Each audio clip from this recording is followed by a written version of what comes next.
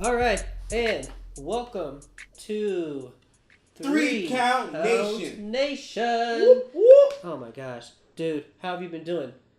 FABLLOU with bounce. Oh my gosh. Nah, I've That been was- fucking amazing. How's your week been? Just in terms of getting watching some wrestling. It's been a very long week of wrestling. Very long week, but very, very good week. Okay, so Like, yeah. WWE actually put out quality. yeah, I think that's been. I mean, I'm still not watching Raw or SmackDown. No. Just throwing it out there. I think that's also been. So, what's the last episode we did where I don't think the climax had finished. But I think we were about close to the finals, I think. So, yeah, I think this. Yeah, we're in the second to the last week of August. And there has been mucho wrestling all darn month. Yeah. And we still have, even though we just finished SummerSlam and I think Slammiversary, we've still got All In here. We've got Jericho's Cruise. Yeah, I'm just talking about for this month. Because Jericho's Cruise is in October. But just in terms of this month, I mean, I'm going to All In, but I'm also going to a show tomorrow, and then I think that's the last bit of wrestling for August. But August has just been. All In September. That's true. It is September 1st. Because it's during Labor Day weekend, and I always kind of lump the last couple of days of August into September. It all just kind of runs together to me. You know, August is the Sunday of the summer. Somebody, I wish that was an original thought, but I just kind of felt that way. Somebody posted it on Twitter, and I was I just nodded my head, yeah. Nah. Yeah, that's absolutely right. I didn't really get to enjoy August fully. It's definitely the Sunday of summer because September is the month. You're halfway through, it still feels good outside, and then it's fall. You know what? I think I know what you mean. I think I you got a good weekend going. Yeah, but you know what? But I think you know why it's different to me. That makes more sense. You really enjoy fall. Well, I get that, but also, I'm a teacher, and even when I was a student, school always started back in August.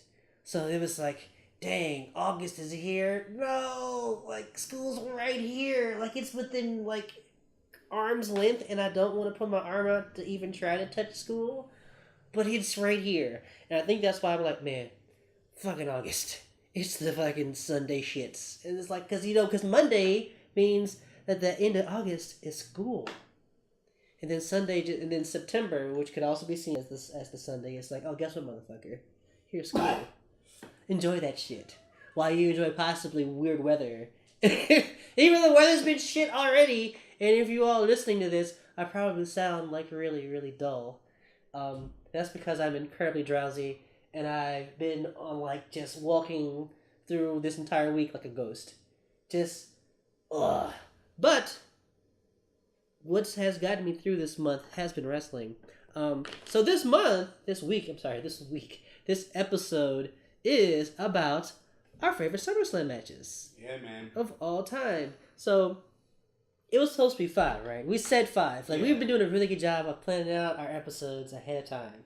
And I could only... I had honorable mentions, but I didn't have 5 solid good picks. I mean, we could do 3. No. I want to hear your 5. Okay. I'm just saying that I struggled because before we went on air, I kind of explained that, SummerSlam was the last big pay-per-view I started really watching. I spent most of my childhood being constantly late on wrestling stuff because I had to wait for the pay-per-views to actually come out on tape before I could watch them, because I didn't watch Raw consistently as a kid, but I watched all those Coliseum home videos and all the WWF stuff produced to tape, and I never bought the SummerSlam ones. I got WrestleMania, got King of the Ring stuff, got Royal Rumbles, but I never really watched many of the SummerSlam ones, except the one with Undertaker versus Undertaker and the one with Bret Hart and Bulldog at Wembley Stadium. I think those are the ones that I remember as part of watching SummerSlam on VHS as a child. So I didn't really start watching SummerSlam until you started living with me, and we would sit down and watch them together when I first got the network. That was when I started consistently watching SummerSlam, And then you honestly started watching them and telling me about all the wild matches that SummerSlam had. And that's when I actually went back and started kind of watching some of them. Because I remember, like, you put me on the Hogan HBK match. And I was like, no. I'll be discussing that later. Yeah, exactly. I think, that's funny. I think we both had that on one of our lists. Also, shouts out to Jerry, who also recommended from Nerfic Strangers, who also enjoyed that we were like, yeah, we're probably going to talk about Hogan HBK. But, yeah, SummerSlam was not a pay-per-view that I actually really got into. Because also it was like that, also that kind of a down period because school was starting back. So I couldn't really watch wrestling like I would in the summer. And once school kind of started, when like things are getting geared up for Survivor Series, there it is, Survivor Series. That was actually the first like WWE pay-per-view I ever rented from a video store. It was a Survivor Series tape. Couldn't tell you which one it is. I'm really sad about that. I hope one day that memory will return to me, and I'll be like, well, I'll watch one of the Survivor Series, and it'll just click, and I'll be like, this is the one. But right now, I can't remember. But you know what? I do remember us sitting here and watching Dustin Reynolds do that sidewalk slam on 3 opponents and win. Remember that? No, that was... was he Goldust then? No, that wasn't Dustin Reynolds. That was The Rock, wasn't it? No, it wasn't The Rock either. It was... Help me out here. Save me, because I thought it was Dustin. It was the big guy. He had the beret. He was in the Russian... Kurgan! Yeah. Kurgan was, that's right. That was the Truth Commission. The Truth Commission. Thank you. Yeah. Okay, you know what I was thinking about? I was just thinking about that Survivor Series where... No, that's the same one. Oh, that same Survivor Series? No. Wait, which one? The Survivor Series I'm thinking about is the one that had like Jake the Snake, Jerry the King Lawler, The Rock's debut. Oh, that was the year before. Yes, that's the one I was thinking about. Okay. Yeah. But no, the Truth Commission one was a Kurgan one beat like 3 dudes in a row with a sidewalk. Like the softest sidewalk slam, by the way. The Survivor Series for the Montreal Screwjob. Ooh, okay. Yeah. That's why I remember it. Okay. I've watched it a lot. Because this just be literally 3 sidewalk slams put people away. Like, mind-blowing. Mind-blowing. Okay, since you're still talking, give us your first one, brother. Number 5. I've got HBK versus Razor Ramon in the ladder match. This is the return match. Right? Yeah. After Michael vacated the title, left, came back, said that Razor Ramon wasn't the true champion. He was a real champion, and then they had the ladder match. At Mania, right? Yeah, this is the rematch. So this is the rematch of that. Okay. Yeah. Oh, you were giving context. Yeah, it's all good though. No, yeah. But yeah, it was So I didn't know that this was a sequel until I actually got into wrestling, like deeper. And the fact that I was like, this was one of the first ladder matches, like it was amazing. And you know what? It's funny. Like, this was like one of the first WWE ladder matches, but I think there were ladder matches happening other places. Yeah. Stampede was doing it. Yeah, but I say Bret Hart is basically Yeah. He'll tell you that he was the first one to want to do ladder matches. But I could kind of believe that he wanted to do. It was the first televised one. You know what I mean? Yeah. Oh, no doubt. I mean, WWE definitely had like the big stage for it. Second or third ladder match WWE had. They had a couple, so I mean, honestly, it doesn't matter. But they were the ones to really make it big anyway. So no, we're not. So yeah, it was just like holy cow! Like storytelling was on point. It was just good, and it was 2 of my favorite wrestlers at the time, just going to work, and it was just good. It was just really, really good. Yeah, really good. Okay, so what was the outcome of that match? I don't remember because I don't want to mix it up with the WrestleMania one. Okay. After you brought it up, I'm like, wait. Oh, I'm sorry. No, it's all good. But I want to say Razor won the second one too. But while I'm talking about my number 4, I'm gonna say you get I'm gonna look it up. Okay. So my number 4 is the one I was talking about on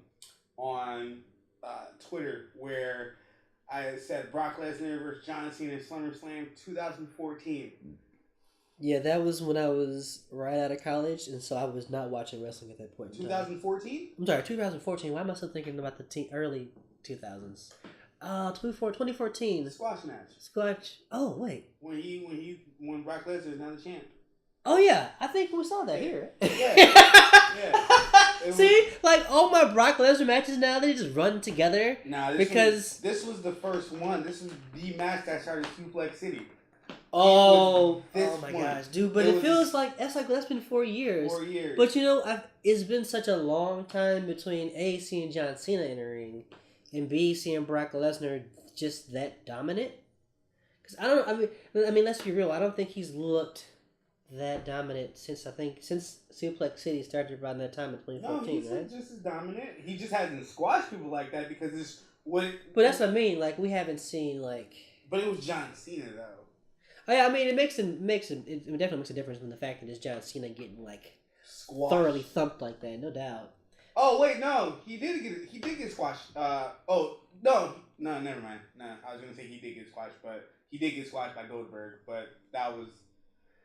But you know. Yeah, that's why I was like, no, never mind. Yeah, I mean, if you really look back at Brock Lesnar's like title, just his run in the WWE since he started after the streak or after he defeated the streak, it's a very, I don't know, it feels like there are times where it was amazing and you just saw this basically Viking god just destroy people, but then he just went away and it became less fun because all we were kind of seeing is Roman Reigns, and Braun Strowman. Which, I mean, we got a lot out of the fact that Brock Lesnar wasn't around, but that need to chase a title, or the main title, was never really there to kind of make you excited for what dudes like Roman and Braun were doing. He didn't give any real reasons for stories.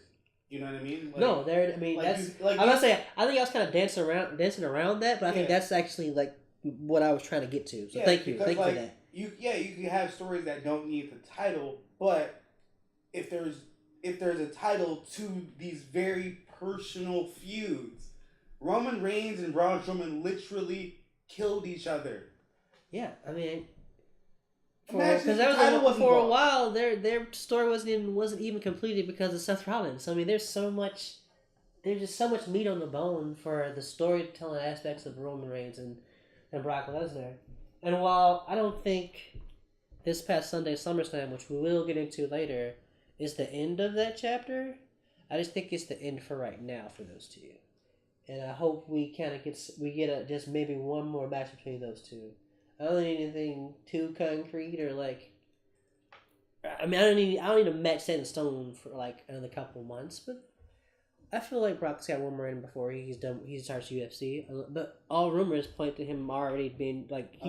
I mean, it was so funny. Like wrestling Twitter during SummerSlam was basically like analyzing Brock Lesnar's body. Yeah. Like everybody was just like, "Oh, he's so cut and lean. Look how like red he's not turning." And it's like, yeah, that is true. He looks very much in shape. Which makes me a little bit more disappointed in Brock Lesnar because he showed up to these matches like half of Brock Lesnar is still better than like 5 of me and you as like just dudes with strength. Never. See, you're very secure in your strength. I know I'm fucking weak as shit. Hey man, I want to fight Lesnar. You already know that. Exactly. That's why I said a combination. But seriously though, like this, I mean, the fact that like you can't be mad at Brock because he like they you can't be mad at Brock. He got a sweet ass deal that any wrestler and he won't like y'all could. No, I mean, and that's not me being salty. It's just the wrestling fan who's been watching this sport and seeing like a lot of people basically killed their bodies to do this sport. Yep. And I think that you read enough and you hear enough stories, you understand and respect the people who do that. And I'll never be in a wrestling ring, but I respect the people who do it. And it's amazing. I mean, it's inspiring and amazing, but also it's just kind of like you don't take this serious. Like there are people really busting their humps every night, and you just kind of got to show up one day, and just like work, and you come in looking like it's wild. Like him looking like a piece of shit is still him cut as hell. Yep.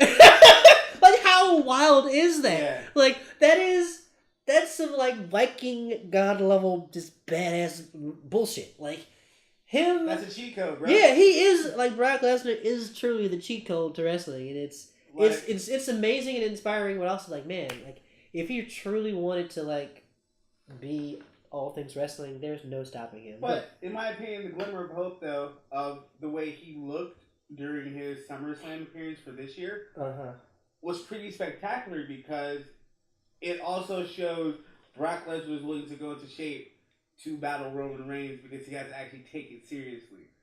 Is another like spin we can look at that to not look at it in such a down light. Oh, and also SummerSlam 1995, Shawn Michaels versus Razor. Shawn Michaels won. Okay. Yeah. Okay, so he kept that title.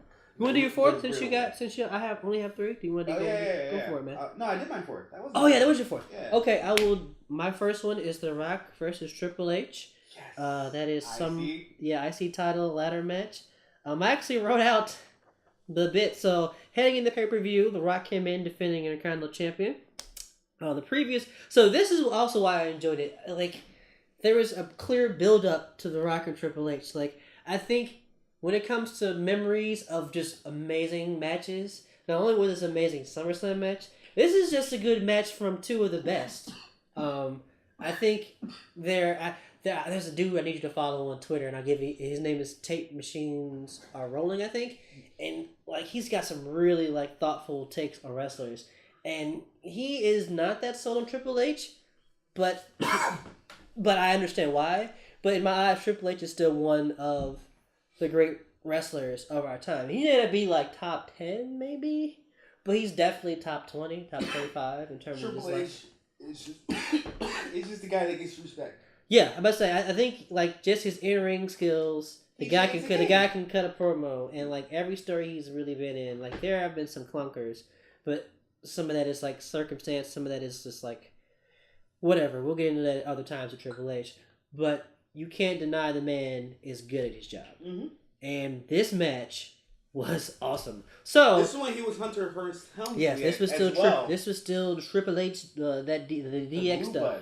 I know this was DX. Like this was full on DX because 98 or 90. Yeah, this 98. Is 98. Yeah. So DX. Yeah, I'm about to say because I'm gonna get into how we got to SummerSlam. So the previous month of Fully Loaded pay-per-view, The Rock and Triple H had a 2 out of 3 falls match, which I did watch, and it was so good. And they went, hey dude, when's the last time you remember a time limit draw in WWE, WF? A draw? A time limit draw in like a big time match. That doesn't go to overtime? Yeah, that just ended. Like, can you remember? I couldn't like. Wait, they've had one? This match, this 2 out of 3 falls match ended in a time limit draw. Okay, so check out what this match had going down in it.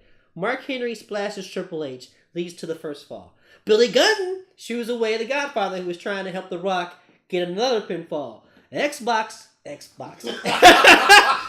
Not Xbox 360. X-Pac comes in, face busters The Rock. Triple H gets that pinfall.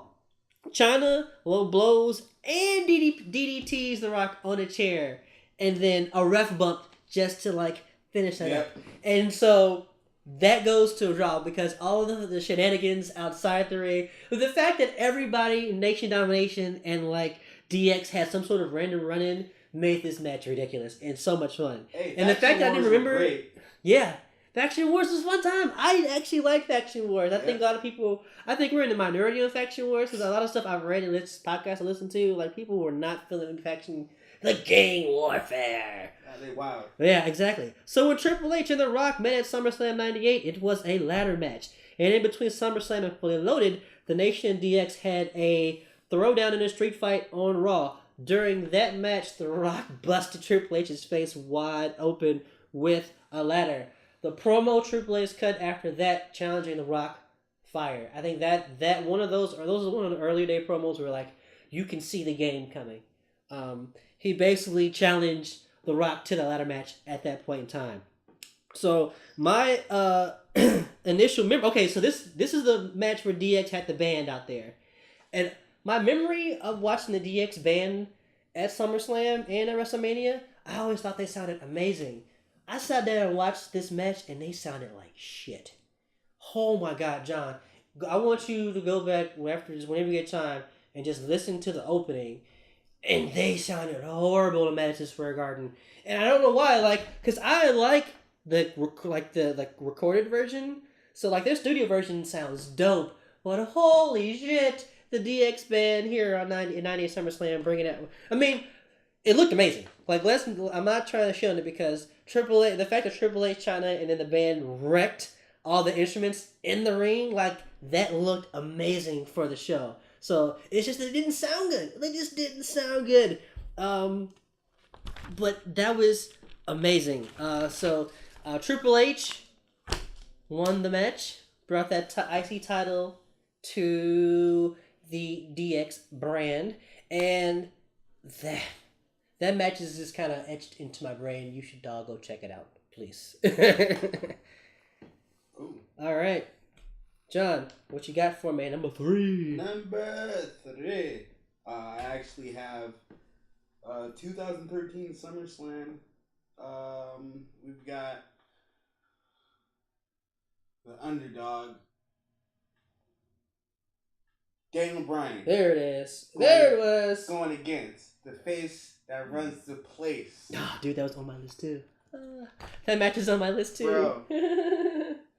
SummerSlam 2013, we got Daniel Bryan, challenger against John Cena's championship. This was during this isn't the height of the Yes movement, but it was definitely like one of the... It was rising. Like, you can... Rising. Like, the WWE was still actively trying to kind of quell this. Yeah. And I think this is when fans are doing their job right in terms of, like, cheering for a wrestler that you want to be over. Yep. And not giving up on him. And telling, as a consumer, telling the business what you want. And the business saying, okay. But carry on, because this match does some wild stuff, so yeah. Yeah, so, me personally, the main reason why this is on the list is because of the catalyst that it created. Mm-hmm. Like, the outcome. Daniel Bryan finally, claims the good gold. Like, not just the World Heavyweight Championship, but the actual WWE Championship. The good gold. Yeah. The dope championship. Yeah. And he finally did it. Triple H was a good guy. We're all like, yeah. He didn't have any weird shenanigans in the match. It was a clean, very, very good wrestling match between Cena and Daniel Bryan. No shenanigans until the... Wink, wink. Right? Triple H raises Daniel Bryan's hand.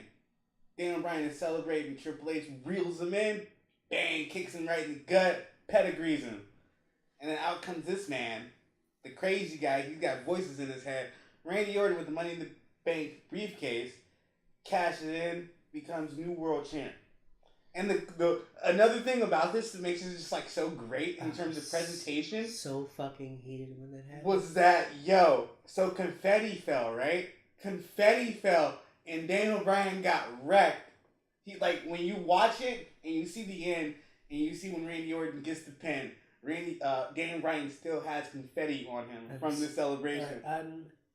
I'm so, like, this is like the bit. I was so fucking heated. I was so mad, but then I realized they got me. Now I want to see where they go with this. And once again, the fans continue to rally behind Daniel Bryan. Like, I think after this match, that's when I bought my Yes shirt. I think. Oh wow! I think it was after that. Like, I think they had that sale because I got. I think that was the time. Yeah, I got a Wolf Like shirt. So I'm gonna say it if I remember correctly. But that's when I bought my Yes shirt. So the WWE hooked me line and sinker because I was like, nah, I gotta support Daniel Bryan. I gotta let him know I'm part of the Daniel Bryan movement. Wow. And he deserves that title. And this is BS. This is totally BS. Oh, and it also started the Authority. Yes, I mean that's the thing. Like, I tweeted out earlier this week that I'm tired of all McMahon shenanigans. I'm tired. I need them to go away for a while. I need Constable Corbin to be just the authority figure. And let's not even call him the authority figure. Let's just call him Constable. Let's just keep that title, and let's let Stephanie do her business thing on the business side of the WWE, because I get more enjoyment out of watching SmackDown because Paige as a GM just works. Yeah. Like, even when Shane was there, I'm a big Shane McMahon fan. but I didn't want Shane there. Yeah, he was getting his hands too muddy. Yeah, I mean, yeah, like he was wrestling and being a GM, and I was like, that's first of all, that's way too much. Like I was tolerating him as a GM, but then you also started putting him in matches, and I'm like, I don't want this. It was kind of like Daniel Bryan at times kind of got overshadowed until the Miz and him took off with that SmackDown after show. But that just tells you how powerful and how big of an aura Shane McMahon has. Yeah, I mean, I'm not but that's the thing. That's all the McMahons do. Like Vince McMahon can literally show up on any piece of WWE TV, and the crowd's going to go nuts for him. They're going to be hot as hell for him because he's a McMahon. But at the same time, we're all like, okay, cool, he's coming out, but let's just, like, you're crossing your fingers that he's not part of a storyline. And he's just here to tell you really good news about stuff the WWE has you looking forward to, like with a super show somewhere in some other country, or something like that. He's building a storyline that he's not involved in. Something like that, but, like, don't... Okay, here's a good example of using a McMahon the right way. The stuff with Kevin Owens. Yeah. Even though it's up to a match with Shane McMahon, I liked the way Vince was used. It made sense. I didn't really want it because I felt like Kevin Owens, duh, we all love KO. Like, he should be doing something with anybody. And even the SummerSlam stuff, questionable, but we'll get there. I just want to be able to enjoy WWE stuff without constantly being reminded that a McMahon has been an authority figure, because I'm going to be 34 this year. A McMahon has basically been, like, healing out or face turning for almost most of my time watching wrestling. When did you start watching wrestling? I started watching wrestling in 87, 88. It was like 3 or 4. Because they used to come with, like, all the cartoon stuff and then the stuff from SRT. 30 years then. And that's the thing. Like, I don't count Vince McMahon as a commentator. I start counting really paying attention to him once the stuff with Stone Cold started to happen. Or when stuff with Bret Hart started to happen. Like, oh, that's when it was like, oh, this man owns the company? Like, I legit didn't, like, that was the thing. Yeah, I was saying, because I didn't know Vince McMahon is anything other than a commentator. Like, and I think I appreciate that perspective of my youth. It's like, man, Vince McMahon was just like, oh my, and what a maneuver. And that's kind of what I appreciate, but I can't deny what he did in the Attitude Era. And even the stuff he did in the early 2000s, it's just a lot. I think it's a lot now. And I think if you look at any other wrestling promotion, they've kind of gone away from, like, heel authoritative, like, running the company figures. I mean, TNA did it terribly. I mean, Dixie Carter stuff is... We don't talk about that. But yeah, we don't, exactly. But that's the thing. I think the closest to that was like, well, I don't know. I kind of couldn't give you an example, and honestly. Another one from that. You talking about recently then? Yeah. Oh, recently. Ring of Honor a little bit with the Bully Ray stuff. Oh, I didn't know that was a thing. Yeah. See, okay. See, like, I don't follow a lot of the storylines of Ring of Honor, which I hope I can change that here in the next couple months. I just kind of watch the shows for the matches and kind of get the context as the show goes on. He's more of a tweener. You know? Yeah. He pops the crowd, but he also is very mean to other people. I mean, but a lot of that also too is just Bully Ray being Bully Ray, right? Yeah. Okay, so is it on me now, or are you still? But yeah, so. Oh yeah, final thought. Yeah. Yeah, it just the atmosphere of WWE completely changed at SummerSlam 2013. Yeah, like the fact that it wasn't just a John Cena versus Daniel Bryan match, it turned into a completely, like, bigger match. Where Randy Orton, like, the payoff was really great to that too. We got to WrestleMania 30. And the guy both guys who screwed him over, he beat both of them. Yeah. And, like, Daniel Bryan stood tall at the end. And we know the story after that, which is sad. But the story to get there was... Mwah, greatest story masterpiece. It was beautiful. Second greatest story WWE. Yeah. I mean, honestly, like, when you look at fighting for your dream or just fighting because you're a badass, like Stone Cold and Daniel Bryan, like, those are the two that, like, are immediately in my mind in terms of, like, fighting the man and doing it for everybody else. So that's what I get from them. So yeah, you're number 2. My number 2 was Taker versus Underfaker. Really? Yes, because of how bad it was. Like, this match, okay, in the middle of Yokozuna running crazy through the Fed, He beat Taker in a casket match in '94 Royal Rumble.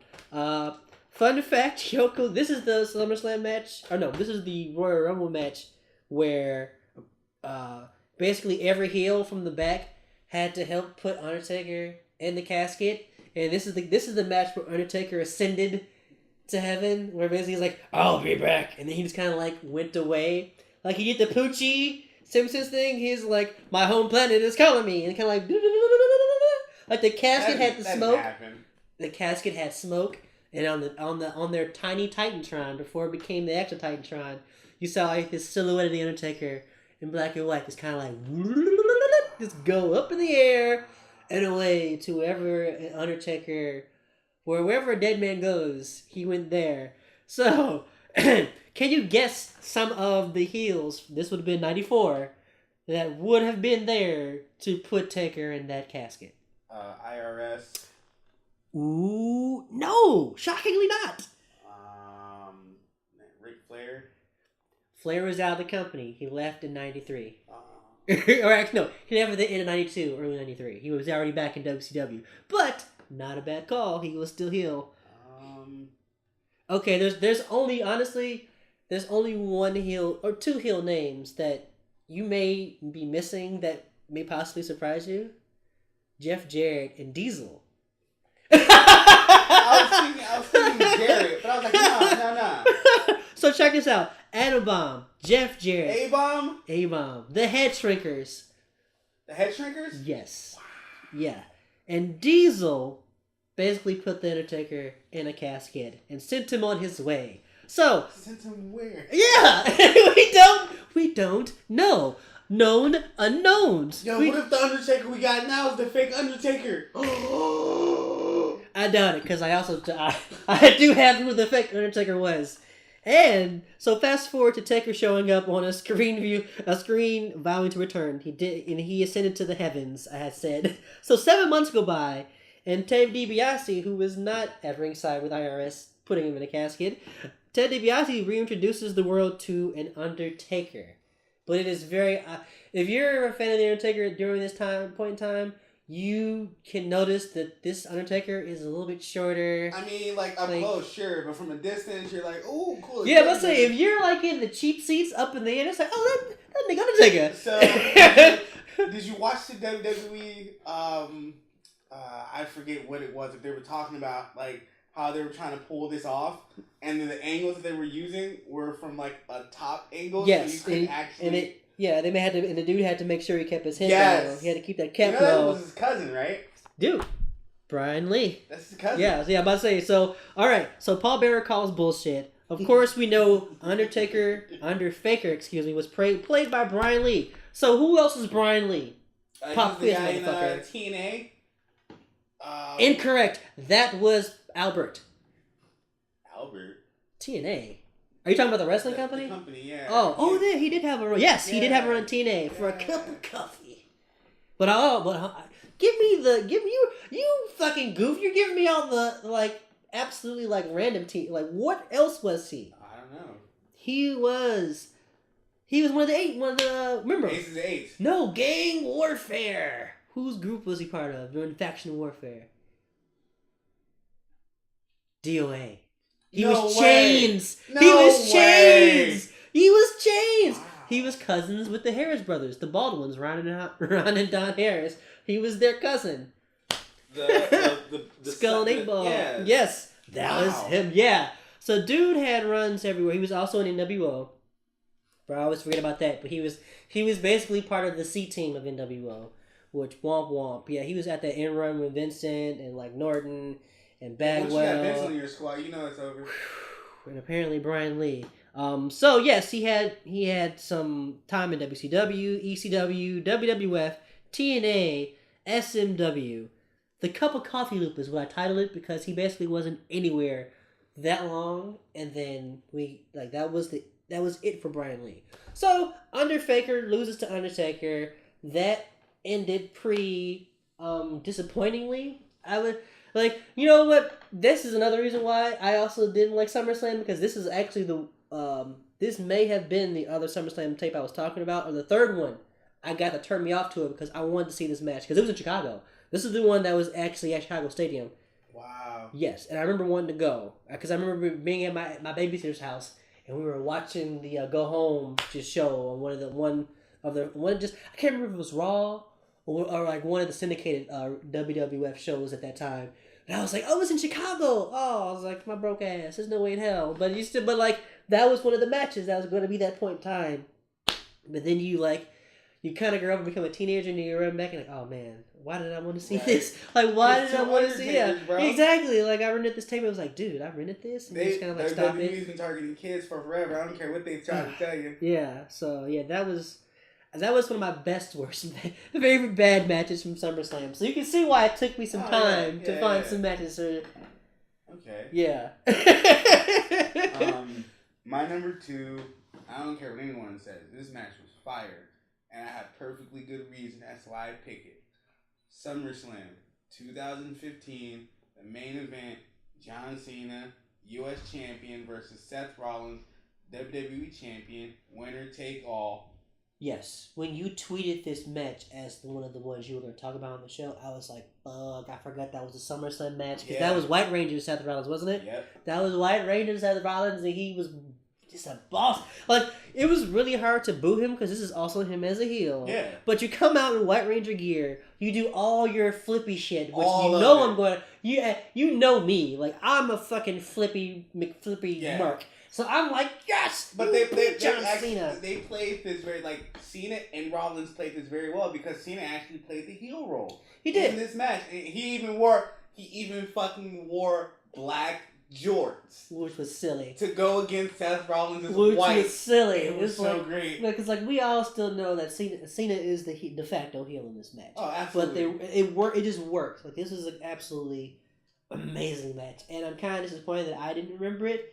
But once again, when it comes to SummerSlam, like I said earlier, it's just like I don't remember a lot from SummerSlam because I'm already looking to like what's happening in the fall. With like I tell you, this is my favorite event of the year. Yeah, no doubt, dude. Yeah. Like it was fun. Like when we first got the network in here, your asses in here just binge watching SummerSlams. I remember that.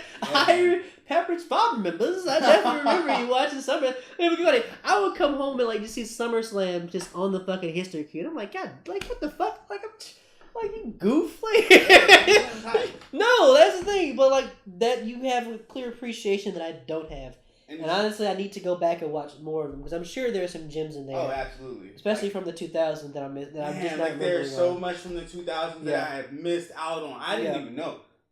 Man, there's some stuff I mean, even the Triple H HBK match, like it wasn't one of my like tops for them, but that was like from the Street Fight, right? Yeah, that the was no holds bar sanctioned match, right? Unsanctioned match. Unsanctioned match. Yeah. That was that was HBK's like that was a monumental match. That was HBK's return. Yep. That's a really good match. It is. It's too bloody for me. It was a bloody affair. Yeah. And for some odd reason, it just does not resonate with me. But I've watched it and been blown away by it every time I've seen it. No, it's a story, perfectly told story. Yes, like, and for some odd reason, dude, I can't. It just doesn't click in my head until we're talking about it. Because I think I wrote it as an honorable mention.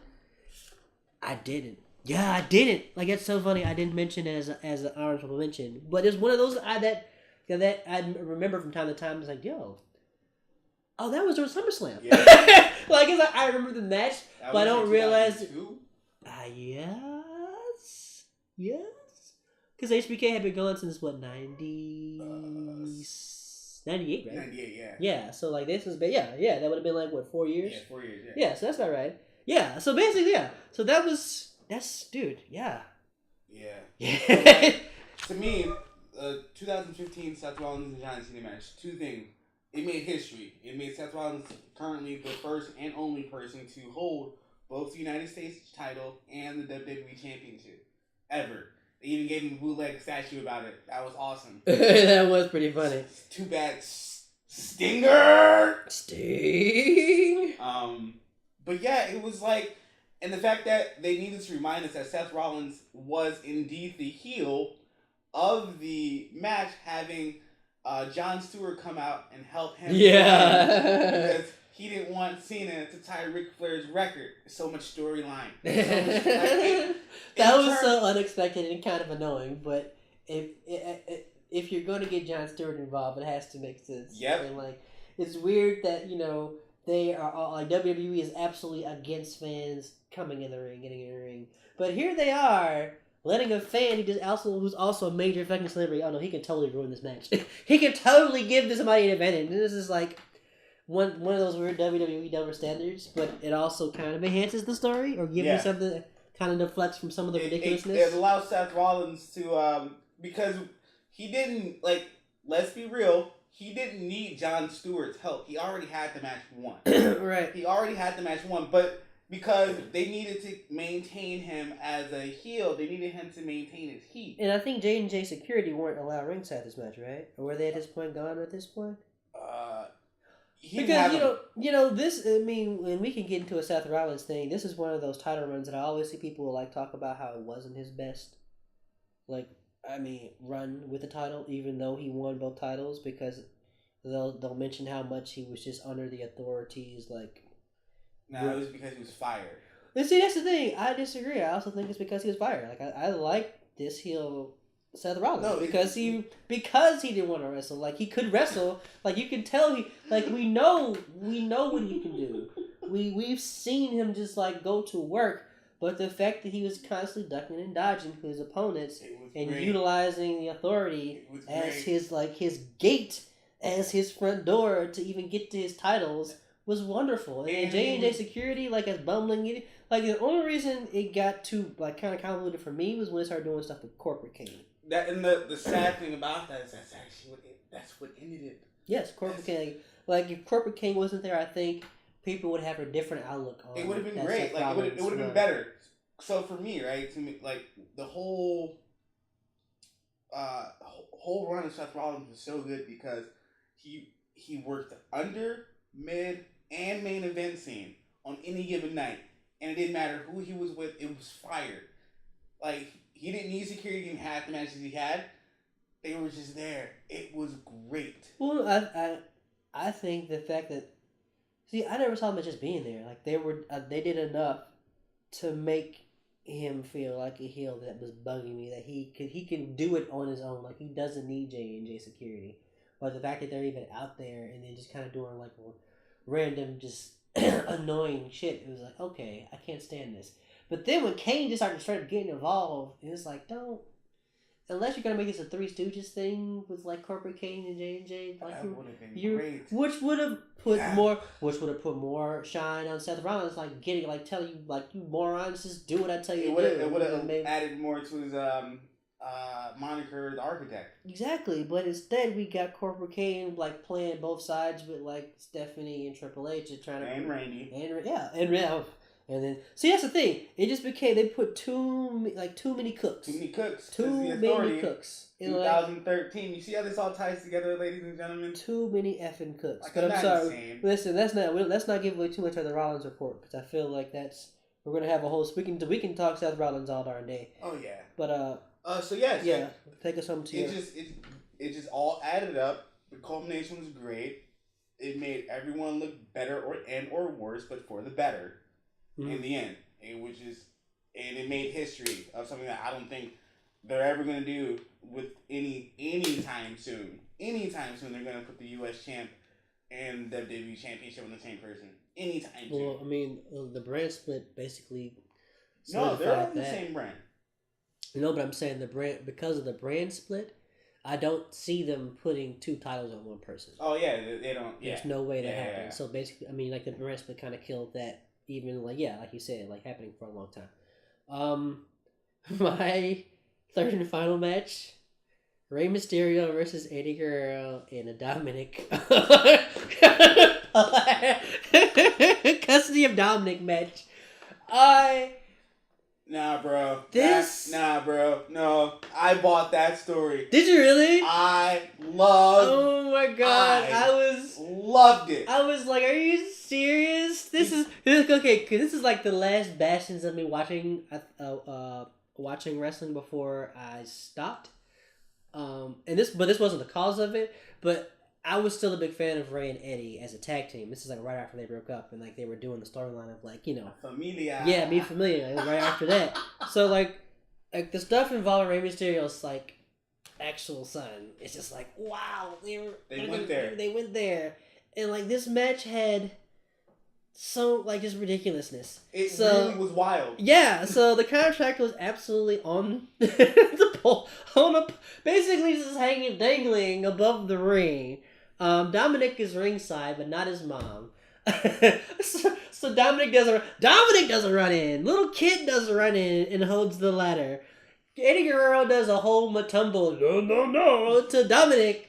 While he's like trying, this little child is just like adorably trying to like rattle a ladder. And it's like, wrestling is weird. Wrestling is so fucking weird. Wrestling's wild.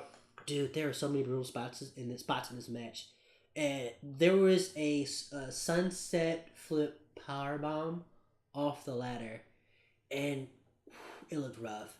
There was another spot where the ladder just moved too quick. I can't remember what Eddie and Ray were trying to do.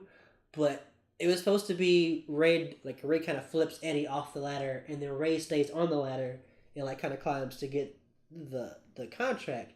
But the ladder fucking just fell on both. Yeah, the ladder just fell on both of them, and it was just like, oh my god. Is this the same match where the ladder is literally about to tip over, but Eddie kicks it back? Yes, I think it is. I think because I watched this match last weekend because I was just kind of like. I remembered it, but I wanted to just like watch it again. And I was like, oh my god, this stuff is brutal. Like this match just was like, ouch. There was a 619 in the ladder, which I was like, this may be the only part of the match that looks fake. That was the only part of the match that just like they didn't have to like the 619 at that point in time was just like everybody loves it, but it was like, man, this doesn't look like it hurts that much. And everybody's sitting there like, oh my god, I just got kicked halfway across the ring by this tiny man. So basically kicking a ladder into a man's face with like not much propulsion. Devastating. Death. Oh yeah. Death. Just like a second rope AA. Yeah, there you go. So Vicky Guerrero shows up when Eddie Guerrero has his last gasp of grabbing the contract because he has Rey Mysterio literally like pinned under the bottom of the ladder. And like Vicky pushes him off and it's like, oh my gosh, she's like no one saw that coming. And it's also like Vicky Guerrero looked really young. Like, oh my goodness. I mean, she still looks great, but I didn't realize how long she'd been. Bro, that was like 14 years ago. Dude, yeah, I didn't just realize like she still looks great. Like she still looks that. Like you said, her hair is short now, but she looks the same. And it's just like, man, she's been doing stuff with the E for a long effing time up until when she retired, and I'm always just blown away by how it was believable. Like she comes in and all she did was push over the ladder and like just gave a look. I want to say she was with the company for like 12 years, bro. Bro, I must say she was that's why it was such a big deal when she did retire. And so like her spot in the match was perfect. Rey Mysterio wins, Dominic. Yep. Yeah, I mean that match is absolutely absurd, and I mean out of all the generic things on a pole or ladder matches. This is probably the best of the best, but also still like bad. Well, they're all bad. They're all bad. But I mean, but nothing bad. But yeah, exactly. This isn't Viagra on a pole or Judy Bagwell on a pole or like coal miner's glove on a pole. Kendo stick on a pole, bro. Yeah, exactly. That was real. Oh yeah, dude. Horrible. The Viagra on a pole is still the most the drizzling shit. That was the Judy Bagwell on a pole. So Judy Bagwell was on a forklift. Yeah, good times, W. And the fact that all those matches are in WCW, except for the kendo on the pole, right? That was last year. And actually, I think the WWE has had a lot more kendo sticks on the pole match. They're never gonna do it again, though. Oh yeah, they better not do it again. That shit was so bad. So now that you said that, they're gonna have another one. Right. In 2 years. Evolution. That was gonna be Evolution. Oh my God! Don't say that. Bliss. Don't you put that on me, Ricky Bobby. Alexa. Don't you put that on curse on me, Ricky Bobby. Don't you do that. Alexa Bliss versus Trish Stratus. Contract on a pole match. The winner gets to fight the WWE Raw Women's Champion. No, thank you. I don't want that. Me either. But they're gonna do it. Oh my God! All right. So my number one. We all know what it is. Like we all know by now. Motherfucking SummerSlam 2005. Shawn Michaels versus Hulk Hogan. This match is you introduced me to this match, and I didn't believe you. And then we sat there, fucking high as shit, and I can't stop laughing And I'm also mad laughing because I'm like, fuck you. I didn't want to believe this match, but it's real. It was very real. It happened in whole... Like, this match makes the Ric Flair HBK match just look like a million stars, gold medals, just like infinite legend status. And then you have Hogan versus HBK, which on paper it should be fucking money. Masterpiece. But here we are, and here's HBK like boing, boing. Like HBK is literally low gravity cheat code. Dude, if somebody were to dub that that's a spring sound every time like HBK got hit, it would just be the silliest America's Funniest Home Video spot. Like it just HBK bounce, bounce, bounce every time he takes a leg, bounce. And somehow there was still blood. That's what made me more annoyed is the fact that then we get these not even just some blood. It was a lot. It was a lot of blood.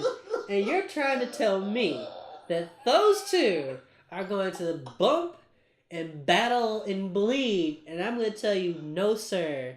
Can't believe it. First of all, when, Hulk Hogan going that long at that day... Against HBK. I mean, HBK could probably still run circles around anybody.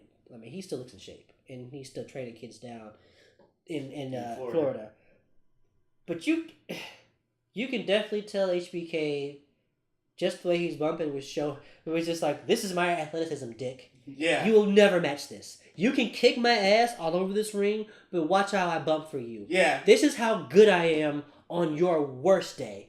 And they're like, it's like they're both old. In terms of wrestling, even at that point in time, they're both old. Honestly, think about it. Think about the generation of wrestlers coming in at this point in the 2000s. And then all of a sudden I blank on names. So they're all around 30. HBK at that point is 32, 33. But I'm just saying he's been away from the bit. The business has kind of moved on though, because even when he came back against Triple H, there were still other guys who were coming up. Because around this time, Bobby Lashley was coming up. I mean, I think Big Show was finally getting some shine. We're slowly getting some of the talent. The new ECW was coming up at this point, wasn't it? Not yet. 2 more years. That's 2007. Really? It's 2005. They only have the ECW One Night Stand by this point. Okay, so I got my years mixed up. Just 2 years. You know what? I just feel like, and then once again, this is a day that was during a point where I was sporadically watching. Yeah.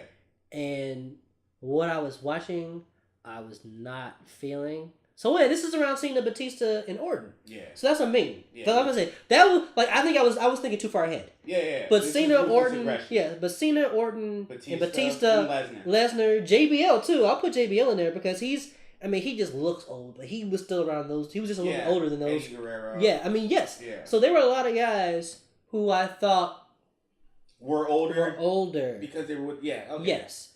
But in terms of Hogan and HBK, those names I just rattled off are at this point in time, they're the big dogs on campus. And so you think these two would be like, okay, let's show them up. Let's fucking do this shit. But let's be cordial. Yeah. But HBK was like, fuck you, I'm going to... No, Hogan said fuck you. I mean, honestly, it seemed like they both said fuck you. No, because it was supposed to be 3 series. It was supposed to be best of 3. HBK was supposed to go over the first one, and Hogan beats the next 2. That was what it's supposed to be. Hogan wins the second match, and then he wins the rubber match. Hogan was going to overall win the series, but at this point, they were both undefeated at SummerSlam, and Hogan didn't want to not lose that record. And he said he was too injured to do the whole 3 series set. And HBK was like, oh, okay, you want to big league me, right? All right, I'll big league you in the ring. Oh, yeah. And also, fuck Hulk Hogan. So I'm a fan for it. That's why it's my yeah, we may have to mention his dumb comments, but if I didn't. But I'm just saying, if you're listening, you already know that Hulk Hogan said some more dumb shit this past week in August 2018. Man. So yeah, let's not. Yeah, exactly. Fuck him. Yeah, there. Did you have any honorable mentions in terms of matches, or was that it? Okay. That was it for me. So I did have some honorable mentions. One of them was one you pulled on your list. I had Cena versus Bryan. as a match that like absolutely. But the thing was, I had as an honorable mention was because I didn't immediately think of it, and actually, I had written out my stuff like a couple weeks ago after we figured out the day, but I was still like writing matches. Like I was still trying to go back. I was like, did I really not remember watching SummerSlams? And it was like yes, because then I was like, damn, I forgot Daniel Bryan versus John Cena, and then I remember why with the Randy Orton and Triple H stuff, and I was like, oh my gosh, but. The story, like you said, the story led to something even greater. Like the tease was worth it. The tease with him just having it for that night was, at the end of the day, it was absolutely worth it. I may not have liked it, but that's what they did their job. Like I viscerally was upset about Daniel Bryan losing after he just won. So like they were all three of them were faces. Yes. Randy Orton was the face. Triple H was the face. And then all that went to shit. And then it just went to authority. It was such a good story. I did also have the Hogan HBK as a honorable mention. You only had that as an honorable mention? I did. I was gonna make sure I mentioned it, but I wasn't gonna have it on my list. This is because of like wild. Yeah, fuck you. You listen, we literally You know what SummerSlam also had that I'm disappointed in myself that I didn't remember this match, because I actually remember watching it as like just highlights of Undertaker's career, Bret Hart's career, and HBK's career. The Taker versus Bret Hart match with the WWF title on the line, and HBK was a special guest referee. And if HBK did anything to screw up the match, he would lose his title shot. This was 94, if I'm not mistaken. This is Hogan versus... You said Hogan... No. This is Undertaker versus Bret Hart. Because the finish... I thought you said Bret Hart was guest referee. No. HBK was the guest referee, because the finish involved HBK spitting Bret Hart spit in HBK's face, and HBK tried to spit in Bret Hart's face, and he was going to hit him with a chair. Sorry, he wasn't going to spit his face. He was going to return that spit in the face with a chair shot. Bret Hart ducks and hits the Undertaker. HBK hits the Undertaker in the face with a chair, and Bret Hart gets the pin. And because HBK didn't want to count it, but he knew if he did it, he'd lose his shot at the title. Which this basically 96, right? This may have been 95. This may have been what led to the stuff with Bret Hart's 96, because 96 is when the heel turn stuff truly happened and Bret Hart was the champion. So our years are close. I feel like it was 95 or 96, because 96 Bret Hart is when we get heel Bret Hart before he leaves. But here, this match, I'm disappointed in myself because this actually is a good match, and it probably would have been on my list if I had actually went back and watched it like recently. But I had it on my honorable mentions, because I was like, man, I don't think I ever fully watched that SummerSlam and fully watched that match. Like I've seen the highlights of that match, but I've never just seen that match from beginning to end, and which is weird because I was binge watching the beginning and the pre-Attitude Era stuff, and this is right around there. So it's just like, once again, I think I just like overshot and like skipped SummerSlam and went to the next pay-per-view around that time. Like I feel bad about that, because that match is like, that's a classic with 3 Hall of Famers, like 3 of literally the best wrestlers at that time period, and probably of all time. Not probably, but like of all time. And it was like, damn, how did I forget that match?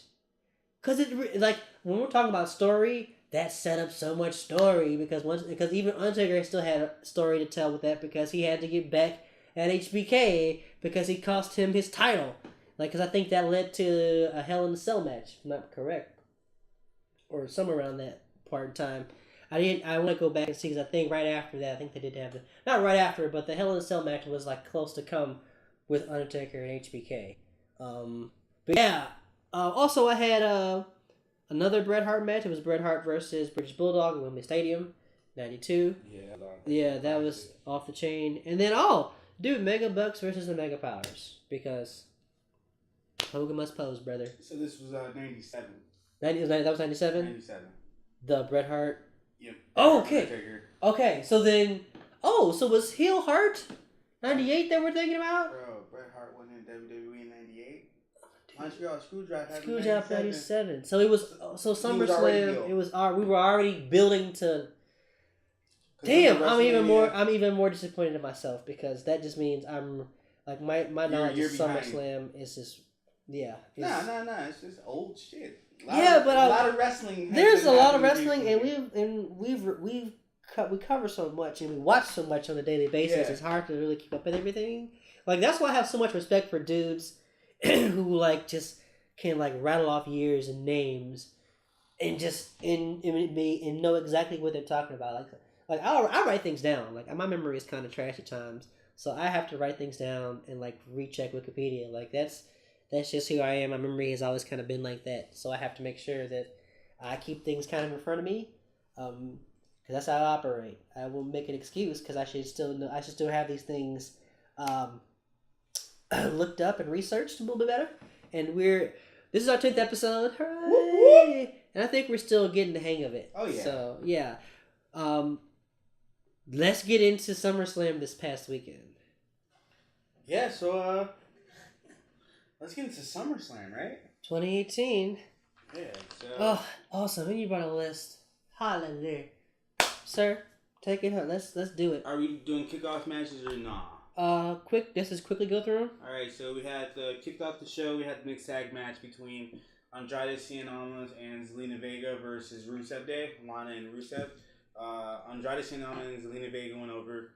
We had the Cruiserweight Championship match between champion Cedric Alexander versus Drew Gulak. Cedric Alexander went over, and then we also had the Raw Tag Team Champions, the B Team Champs, defeated the Revival. Fluke win. What did you think of the only match that I was kind of surprised, or I was kind of hoping would end up on the show was the mixed tag match. I think Cien and Selena are just great. Yep. They are not pre-show material. No. And honestly, to be quite frank, neither is Lana and Rusev Day. Nope. Hopefully we start getting more from them. And this is just the beginning of a longer feud. Yeah. But yeah, besides this, the pre-show was, honestly, the Cruiserweight match once again delivers. I thought that would have been on the main show. That's the match I would have. Yeah, honestly, I was when I was thinking about it, I was like, man, I was kind of hoping this was going to open, or at least be the last match before the opening match. Oh, okay. Yeah, I was kind of hoping it would close out the pre-show at least. You know what I'm saying? Get kind of close to opening the show. Yeah. Because I kind of assumed what you're going to get into as the next match. I kind of assumed that was going to open the show. Yeah. Oh, absolutely. So yeah, the opening match. We've got the champ, Seth Rollins, defending his Spoiler alert. We have Seth Rollins, challenger, fighting Dolph Ziggler. And in each of their corners, Seth Rollins has Dean Ambrose. And in Dolph Ziggler's corner, he has Drew McIntyre. And a healthy, returning Dean Ambrose. Jacked. Yeah, dude. He looks great. And I dig the beard. It works for him. I like his pop-up Dirty Deeds now. Yes, that pop-up Dirty Deeds is also good stuff. Sick. And I think the best, everybody's been mentioning it, but he hasn't talked yet. Nope. And I think that's kind of what, that was, so I was not the big fan of the Shield, but I was a fan of Ambrose. You weren't a fan of the Shield? Not when they first, because they were heels. So, yeah. I didn't like them. Like I did my job as a fan. I didn't like them. Bad guys rule. Bad guys suck. Fuck those guys. But I was a Dean Ambrose fan, even though his run with the U.S. title was pretty booty. What run? Yeah, exactly. But the no talking, just attitude and beating you up, Dean Ambrose is the best Ambrose. Is the Ambrose that's best for business. This is literally the Ambrose that we've always wanted from Reigns. Just what? Not talking. No talking, beating people's ass. Yeah, but Seth Rollins is too good for that. No, I said Reigns. Yo, yeah. Oh, no doubt. Yeah, you know what? That's an interesting perspective. I can kind of see what you're getting at. I see that. I see that. But Dean Ambrose, a masterpiece. Muy magnifico. Yes, dude. Because I think the best part of this match is that because he looks the way he does now. And the way his attitude is flying off the handle, I thought he was either going to get Seth disqualified, not on purpose, but because he's back to being hot-tempered Ambrose, or we're going to see a heel turn. Yeah. And I'm kind of okay with that not happening. Yeah. You know what? I like when they hurt our don't. feelings. Yeah, you know what? Yeah, hurt our feelings later down the road. Yeah. But let us enjoy this, and let us enjoy what happens. And another thing I'm really enjoying is that they're actually allowing him to show his full height. Because Dean Ambrose is 6'3". Yeah, they always trying to make him look shorter than Seth, but like Seth is shorter than him, right? Yeah, Seth is like 6'1". Yeah, but they always made like Seth look taller than him, like equal, and Roman Reigns the tall dude. Like, yeah. But Dean and Roman are the same height, and because McIntyre is so big, next to the new Dean Ambrose, he doesn't look. He don't look tiny. He don't look tiny, and I enjoy the fact that they're allowing that perspective to take place. Yeah, the way well, I didn't even think about that, John, but you're absolutely right. The way they shot it and framed it, McIntyre did not look like a brooding Hulk when it came to him and Ambrose facing off. You're absolutely spot on there, which actually made that match was better for the fact that there were guys in each other's corners, but the storyline dictated that and it made sense, and there was back and forth with McIntyre and Ambrose. But it worked the entire match, and the build to the win for Seth Rollins was quality. Like that was I mean this SummerSlam was pretty damn good. The opening match, dude. Fire. You know what? We honestly, I think since like 10 episodes in, I think every time we talk about WWE, like we always kind of shit on like the ending or the last like acts of the match. But every opening match they've had has been fucking fire, and that's been Seth Rollins and the New Day.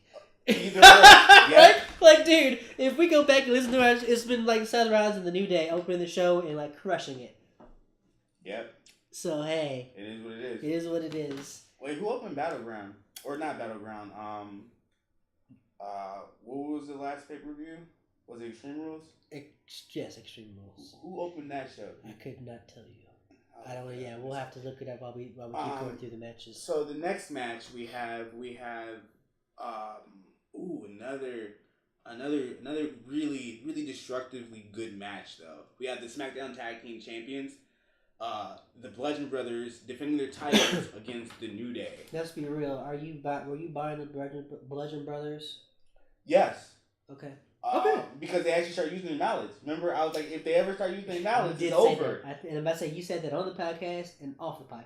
Yeah. And they did, and they were just... But is it too little too late? Well, now it is. Now, based on the injury. Yes, but it is. Now. But even before the injury, I thought they should have been doing that when you first said it like months ago. But it's never too late, but now it's too late. It's too late. You know what I mean? Like, yeah, and spoiler alert. Because they were just picking up the steam. Yeah, spoiler alert is on that injury for whom? Eric Rowan. He has a torn bicep. Yeah, and he sustained it during said match. During this match, and it was just so good. It was a good match. I mean, dude, you put the New Day in a match with anybody, man.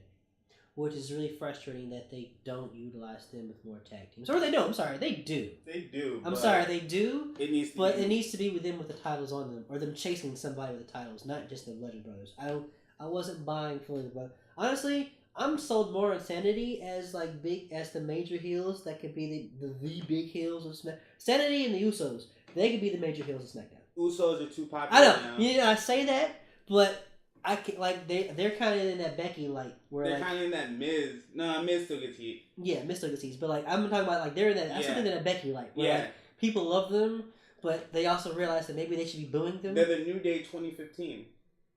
Okay. Yeah. I like that. I like that. A callback. Yeah. Yes, but you know what?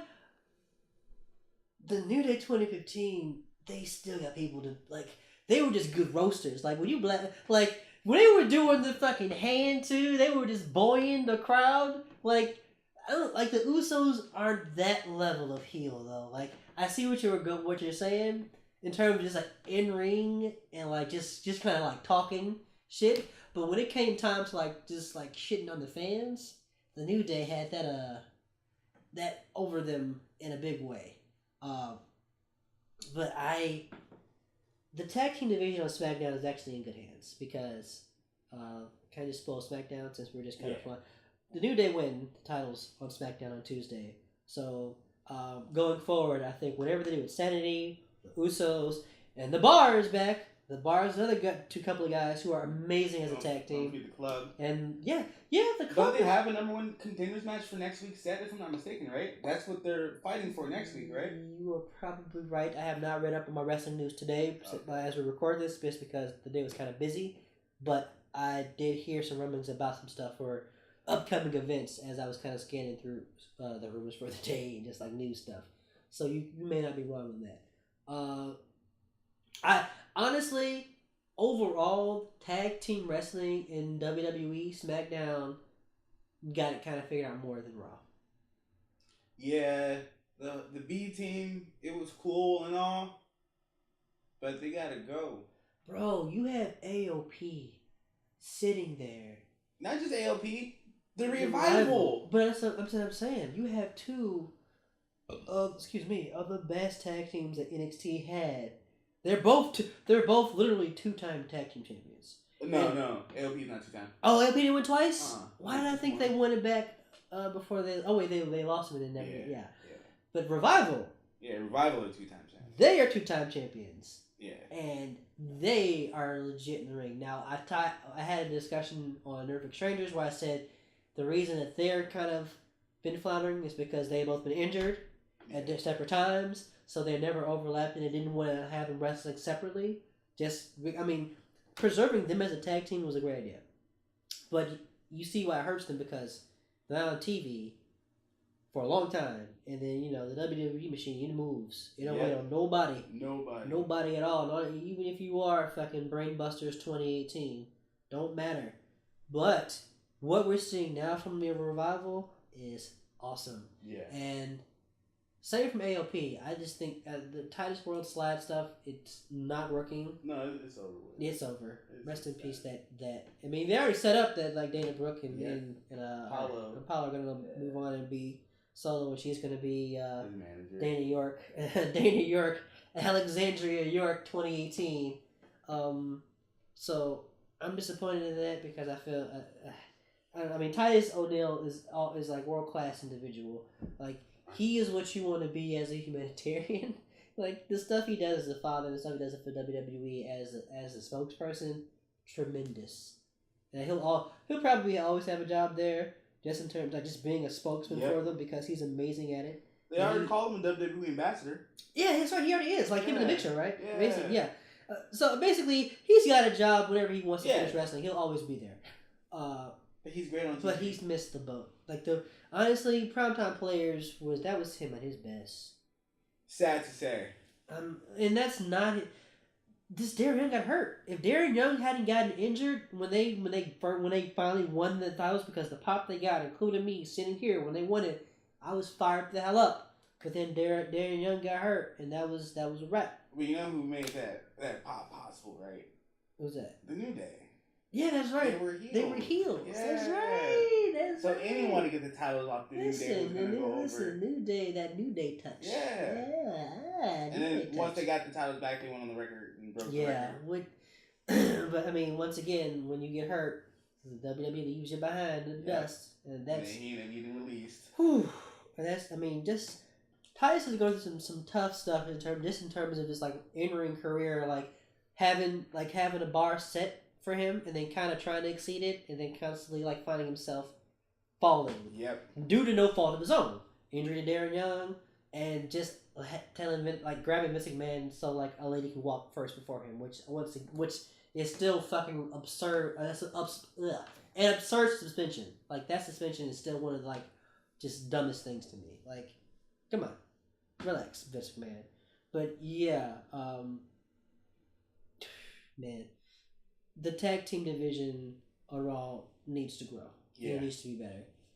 Let's get back to it though. SummerSlam. What we at, Johnny? The match ends in a disqualification because the Bludgeon Brothers just can't keep the New Day down. Yeah. And so they're just like, fuck it. And then they bludgeon. Yep, literally bludgeon. They pull out their hammers and they start bludgeoning, and then they get a DQ. It was great. It showed the resilience of the New Day. It was great foreshadowing too, to show what can happen on Tuesday, which I think they called they knew about the injury prior, had to go to the DQ, and then to boost. See, I don't think so. I think they were actually going to stretch out this feud. I actually thought the former one got injured, I thought this was part of the story. Like, there's probably going to be, like, a return match, but, like, maybe the fact that, like, it would have been 3-on-2 or something, like, something bigger than this. I think that no disqualification match probably would have happened not on SmackDown, but at the next pay-per-view. I would have had a Hell in a Cell match. Yeah, it probably would have actually been a Hell where the New Day, once again, fucking put in work in a Hell in a Cell match. Never forget the Usos Supposedly there was going to be a rumor that I was reading earlier today on Sports Kita stated that supposedly there was going to be really big plans for the Bludgeon Brothers. I think it was from Mike Johnson. Was the source of this, if I'm not mistaken. But they didn't specify what, so it could all just be hearsay. Yeah, I mean, we won't know anything because, once again, plans change. New Day are your champs. The next match we have the Money in the Bank contract match of Braun Strowman defending his briefcase. I sneezed and this match was over. Yeah, no, that was it. I literally went to the bathroom to go wash my hands because I was eating.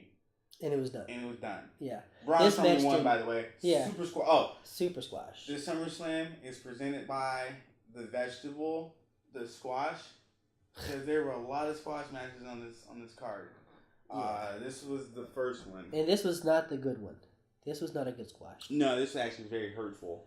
Very, very hurtful for Kevin Owens in my personal opinion. If you were gonna even let him even questionably get a close 3 count just to put it in our eyes that Kevin Owens is gonna try to steal this Money in the Bank briefcase by any means necessary after all the shit that Braun Strowman put him through. Yeah.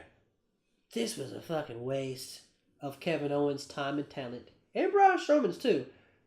I mean, and also it kind of foreshadowed the night for the main event. Because it was like as soon as I turned my head, did what I was doing, came back and it was done, I was like, oh, they're just keeping Braun rested because he's probably going to end up being in a triple threat. Yeah. He's going to put that briefcase out there, not like Seth Rollins waiting for somebody to be down. He was just gonna come out, and then we'll get to that. But that was my first reaction when he squashed KO. Yeah, it was pretty rough. But whatever. Braun Strowman wins. The next match is the SmackDown Women's Championship Triple Threat match. One of the better matches of the night. Oh yeah, it was Carmella champion defending her title against Charlotte Flair and Becky Lynch. The returning Charlotte Flair. Yes. Who just fucking backdoored her way into a title match. But not really. This year, really, Paige gave her an opportunity after Carmella pissed off Paige. So. Yep. So blame Mella. Or blame Paige. That's the hallmark of a good GM. She's so good at being a GM that it's actually her fault. It's Paige's fault that Charlotte's even, the idea of Charlotte is even being in the match is there, but because Charlotte Flair and Becky and Carmella are just really good at telling the story about those 3 going on, and all their stories are kind of coinciding together. You're like, Paige is just a GM, and look how good she is. But she's not just a GM; she's exacting revenge. Don't forget Team PCB. She was the one they outed first, and so she's just exacting revenge. She just created the shitstorm, and now she's laughing at them with the fecal matter on their face. Yeah, sure they're fighting for the title, but Paige gets to watch 2 former best friends beat the living hell out of each other under her command. Wow, I didn't even think about it. I forgot about PCB. That's true. Yeah, man. Wow. Yeah, no, this is a good match. Oh, yeah, absolutely. Charlotte Flair won, new champ, new SmackDown Live champ, and then Becky Lynch did what real people do. Real G. She said, fuck that shit. Dude, she was like, yo, bitch, how you come into my house, drink all my Kool-Aid? After you weren't here, you ain't make the Kool-Aid. You wasn't here when I was going through every fucking week and making this Kool-Aid, and everybody else is trying to drink it. With no sugar. No, listen. And then your ass, you show up after doing your magazine covers. Finally got my sugar from my Kool-Aid, and you drank it all. Bullshit. This is bullshit. And then she stole on her. And she stole. Straight up. Her. Just slapped her. The shit out of her. It was so good. Slap. Yep. It was wonderful. It was great. That was one of the bigger pops of the night. Everybody. No, seriously. Everybody was hyped when Becky did that stuff. It was that just speaks to the blue brand. SmackDown is wonderful. I believe they were chanting at Charlotte, you deserve it. I think you're right. I think I I felt that. like I heard that too. So like, listen, yeah, I think that was happening too. But Yeah. that was that was another match that like up there. That was match of the night as well for SummerSlam. Like that was quality stuff. In my opinion, the better women's title match was that. Oh, absolutely. Yeah. So yeah, the next match, we have the WWE Championship match of Samoa Joe versus AJ Styles, the champ. This was such a good match. I like the ending because I didn't want it to be. I want this feud to last. I want this feud to go on. Not a one-off. Not a one-off. Not a one-off. And you know, sometimes SmackDown is good for one-offs for title matches. Rusev. Yeah, wink, wink. So this the using having Joe use AJ's family to set him off and get him disqualified is another quality story for the move. Like we talk so much about story, but in the grand scheme of things, wrestling is storytelling. Yep. And when good storytelling happens, the action in the ring it's just heightened. It's exemplified. Like it's amplified. We want to see the action just grab us more because we're interested because of this story, and it was here for that. This is going to be great. Whatever they do for Hell in a Cell, it's going to be fun. Oh yeah. AJ Styles beats the living hell out of Samoa Joe with a chair. With the chair. Because Samoa Joe literally threw AJ Styles face first into the steel steps, busted AJ Styles open. Samoa Joe gets in the mic. He's like, "Yo, AJ Styles' wife. Yeah, your dad may be out cold right now, but you can call me daddy." It was amazing. And then he beat the living hell out of Samoa Joe after he said that with a steel chair. The referee caught the DQ, and then like his daughter, this was so brilliant. His daughter was so distraught, like she wouldn't even let AJ hold him. She was like pushing away because of the monster he became. AJ got blood dripping over his face. He got sweat everywhere. His hair. Remember how we were just talking about Dominic being a partner of a match and like another? So here we are. It was 2018. We're still getting kids involved in matches. We had Nicholas at WrestleMania. Yeah, let's say the tradition of a child at a big life event at a major wrestling event for WWE getting over AJ Styles' daughter. Yeah, so it was a great finish for a story that should continue. Yes, hopefully to my personal opinion to Rumble. I'm not even lying. Hopefully they could drag that story out to Rumble because they don't have a pay-per-view in October. They've got Evolution. Okay. I'm not knocking it. I'm just like, I think there could be some pit stops in between, but like that should be the overarching feud for AJ Styles as the champion, no doubt. Absolutely, no doubt. And he should still win. Yes. AJ Styles should actually hold the belt until Mania. Not Mania. Sorry, he should lose it at Fastlane to The Miz, and then Daniel Bryan should win it at Mania. But that's a whole other story for a different day. We're going to move on to the next match, and this is another good one. We have The Miz against Daniel Bryan. Another match of the night qualifier. Absolutely. Start to finish, and then Bella got involved at the end too. So, but see, she wasn't the wife who was truly involved. The Miz, Maurice got them knucks to a boy. Yep, nuck if you buck. Yeah. I was in and out on this match because I was doing another show, so I didn't get to see all of it. So I caught the finish. This is on the radio, right? Yeah. I caught the finish. Okay. And I caught the after promo where whichever twin Bella is who's married to Brian. Thank you. I can never remember which is which. But Bree was talking to Daniel. He's all fired up and disappointed. So they're clearly another story that's being carried on, and which also deserves to be. And the really good part of this, what makes this story even so good, is that Daniel Bryan, remember he was stated that he just wants to just punch Miz right in the face. Yeah. And that's how he lost. That's how he lost. Yeah. I was like, oh, they're gonna continue this story. That's delicious storytelling. Yes. Delicious. Tasty. So I was like, okay, this is dope. This is I did. Yeah, another Hell in a Cell possible qualifier. Like, how could you not? I mean, we already know what they're doing. Actually, it's another spoiler. Smackdown. It's gonna be Maurice and The Miz versus Brie and Daniel Bryan at Hell in a Cell. Where honestly, I was hoping it was going to be those two in the Hell in a Cell, not intergender match. But wait, which two? Oh, not Nikki, not Bella and Maurice. But I'm just need to stop. I'm talking about Daniel Bryan and The Miz. Like two. It hasn't got that point yet. But see, has it?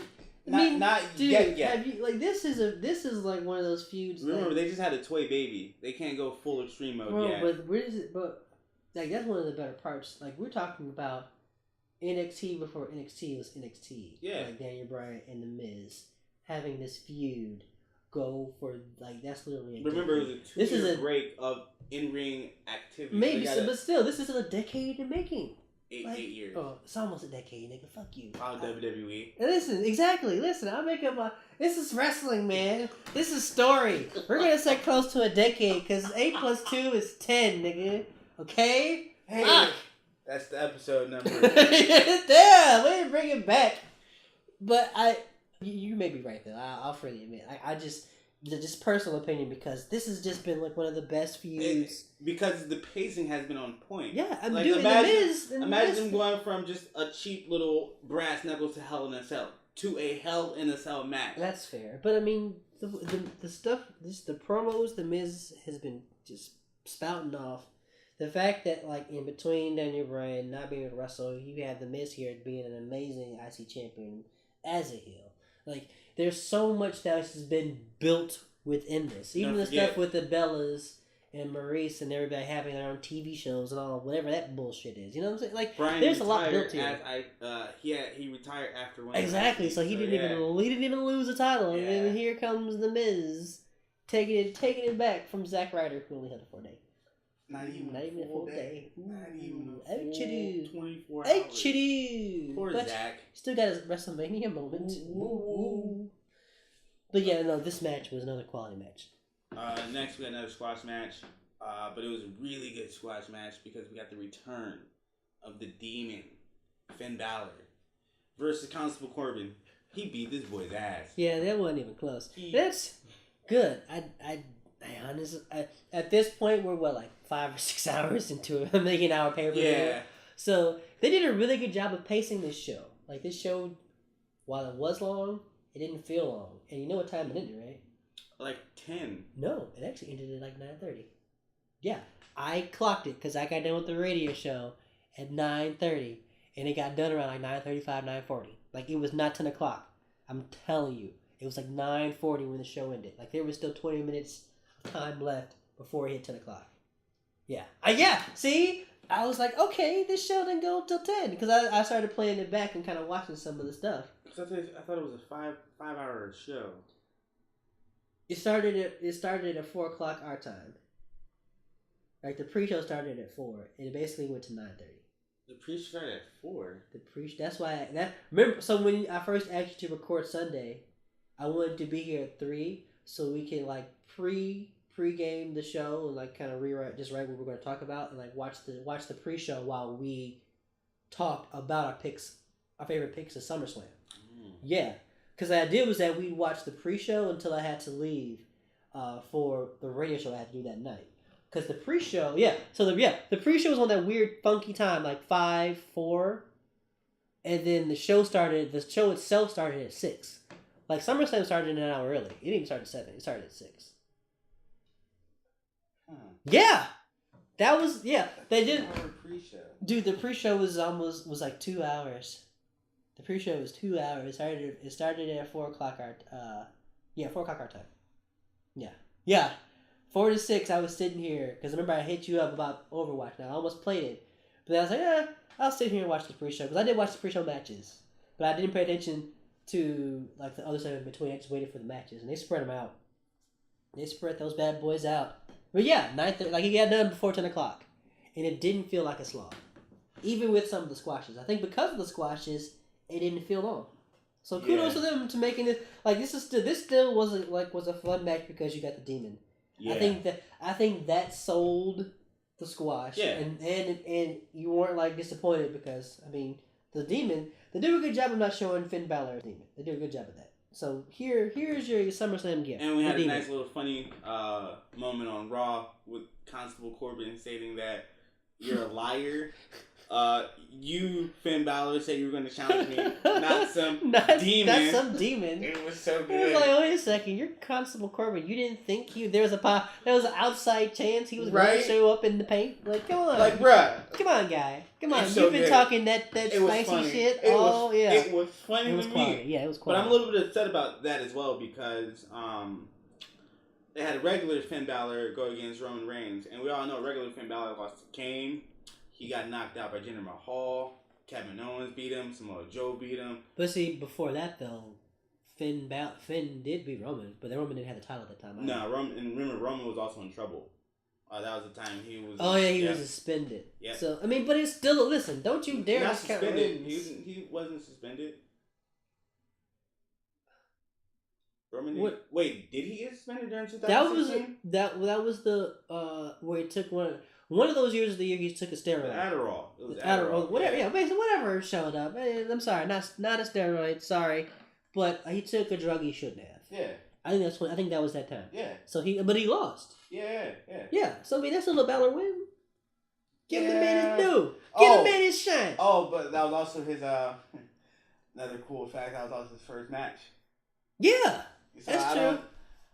I'm not gonna discount it, but I'm saying it was also probably to build the hype. It was like good. It was right place, right time. It was still a win, but I get what you. But I get you. But yeah, Balor beat the fuck out of him. It was great. Yeah. The next match we had, the United States Championship match. We have champion Shinsuke Nakamura going up against Jeff Hardy. I hate apron spots. Oh yeah, you said that. Yeah. I did not like. Good match. Great match. But Jeff Hardy. Can you stop? Like the man's like been you addicted don't follow your brother. The man's been addicted to drugs and other things because he's taking bumps like this and he's trying to deal with the pain. Stop doing these things that puts like wrestlers' lives and careers at stake for a mere pop that you can get even if he just missed inside the ring. Jeff Hardy is such an indie darling. It's an indie spot. Like it really is. I get it. I get it. I absolutely understand it because every Friday whenever I go to a show around here, somebody's trying to do that spot and it's like, dear God, no, don't do that. Or Spanish Fly. Yeah. So yeah, one or the other, and it's just like, please be good at what you do that spot. And it's like, ooh, good, but also, just as a fan who cares about the well-being of these people, these performers, you want them to ease up. Like you appreciate what they're doing. Extra padded though. You keep saying that, but we saw Oney Lorcan take that bump and he's gone for because you said that there. You remember you said, oh no, that's totally safe. I'm pretty sure they added more of that. It's like no, they didn't. Like even with Kevin Owens doing that buckle bomb, a pop up bomb to Sami Zayn on the. It's just like. That probably is why Sami Zayn keeps having these recurring injuries. Shoulders, yeah, like he had to have so both of his shoulders. What exactly was Kevin Owens power bombing into those aprons? His shoulders. No, I was being an asshole. Yeah, okay. You're yes, but also his shoulders. But no, like correlation, causation.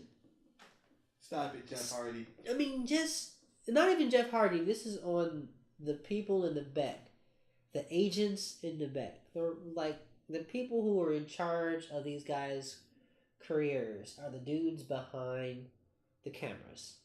And it's just like, okay, wow, what a spot. Wow, what a pop. But what did that do to Jeff Hardy? Like, you know, like, I don't know, the producers and the agents actually don't, like, choreograph the matches, per se. They only, like, give them ideas for certain spots. Oh, yeah, no doubt. I get that. Even if they're like, yo, Jeff Hardy, ease up on the spots a little bit, it's Jeff Hardy. Well, yeah, but see, there's still, the agents are getting their ground rules for a match from, like, say, the likes of a Stephanie or a Triple H or a Vince. So if Vince says, I don't want Jeff doing that flippy bullshit to the apron, it's that agent's job to say, Jeff, But don't. You can do that. No, but it's the thing. I disagree with you. I think they do their jobs. I don't think they're telling them to not to do that. I think that's not even I don't even think they're being told by anybody not to do these things. That's what I'm saying. They're not doing that. Right. Okay. I'm sorry. I thought you meant that they're somebody that Jeff's ignoring them. Sorry. Oh no. Okay. No. Yeah. I'm saying if there were, he would ignore them though, because it's Jeff Hardy. Yeah. But I don't think they're actually out there telling them don't do that as well. Okay. Yeah, but that's my one. Very good match though. Yeah, I'm about to say Rich, still a good match, but it just. Jeff Hardy, can you stop? Like your brothers. I just want both you guys, because let's think about it. Edge, Christian, Hardy Boys, and the Dudley Boys they literally risked their bodies for some of the greatest moments that we remember to this very day. I mean, Edge basically had to have his pole back. Like, if Edge had one more issue with his back, he'd probably need to be a cyborg to walk. You know what I mean? Like, Christian, he kind of came out of it okay, but he still got some issues. He got some concussion issues. All those concertos. Yeah, and then Bully Ray, I think he's been alright. I don't think he had too many. Devon's been alright. Devon's just hella safe too. Yeah, but I say Devon's out of all of them, he was probably the safest guy.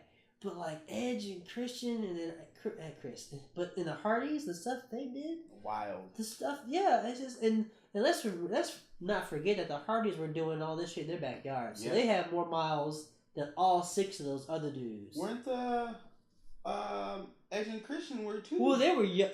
Oh, yeah, actually yes. Yeah. Edge got hurt pretty young too when he was training in Canada. I forgot about that. Shout out to Bruce Pritchard and something to wrestle the Edge episode. That's where I learned that at and being remembered. You jogged my memory, John, so thank you. So, but yeah, all of the sacrifice those guys did for us. Really? And me as an adult now, like I want them to be able to like raise their kids and walk. And walk. That's it. Like that. I'm just coming from a place of just care and concern, and not as a wrestling fan, but more so just as a fan of people. But let's keep going. People power. The next match we have the Raw Women's Championship match, another squash match. Alexa Bliss, Raw Women's Champion, defending it against Ronda Rousey. Did the J.O.B. There's a lot of people hate this spot, but I actually really enjoyed it. When Ronda sat in the ring and she's like, "Yo, come at me." However, I enjoyed that.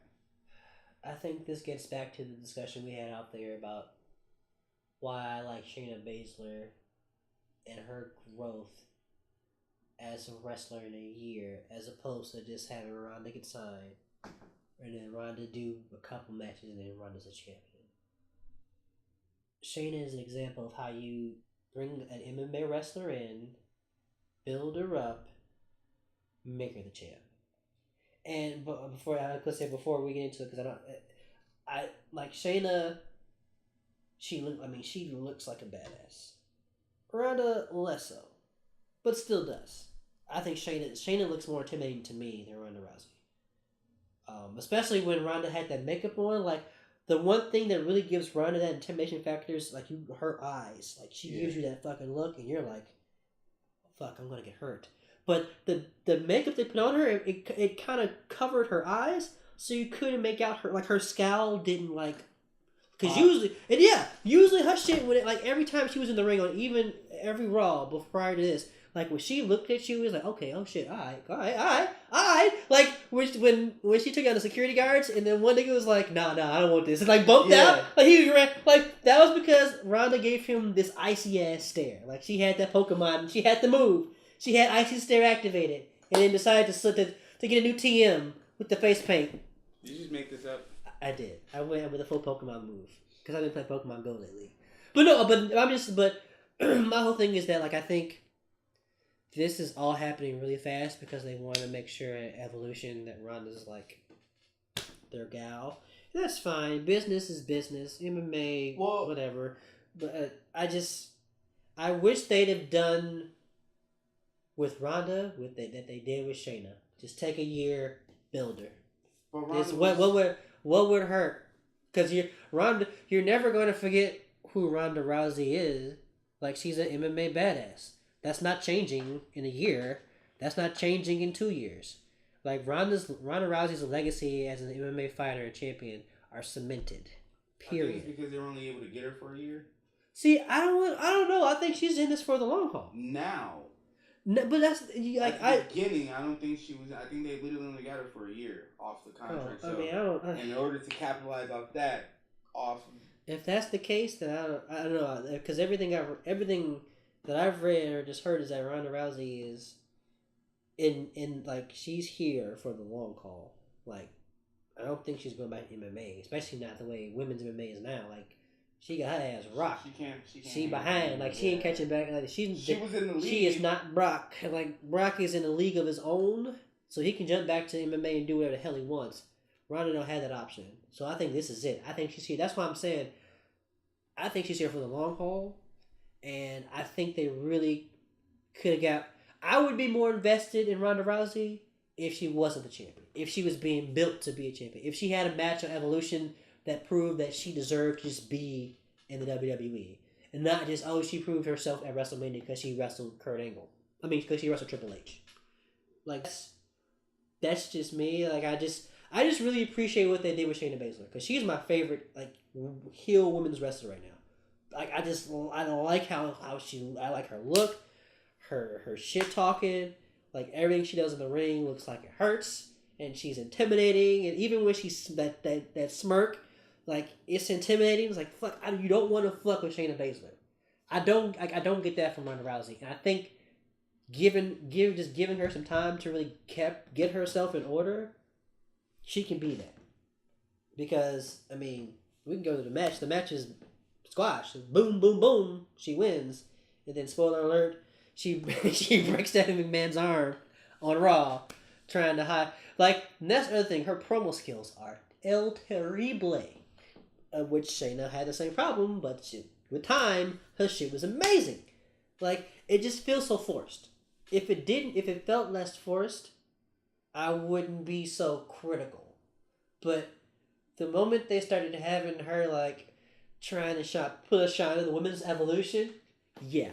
We're playing in a very old SummerSlam and Bret Hart's gonna wrestle Isaac Yankem Mayor Isaac Yankem DDS. SummerSlam 1995.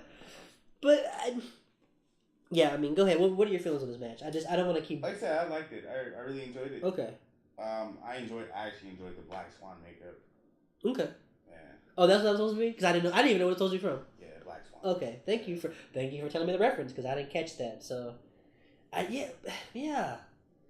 Her face, her face just I don't know. Like, there's too much makeup to me. To me, it looked more menacing. Because I'm like, I don't want to look at that. Like, I don't want to look at that. Okay, so her and Becky kind of had the same makeup going on. And even Becky Lynch had on makeup? Yeah, like she had the, it was light though. It wasn't as dark, it was not as dark as Ronda's. But you could see, you can make it, like it was light, but you can make out Becky's face and when she was giving them looks. Like, you can see that. And I didn't get that. I knew what Ronda wanted to do.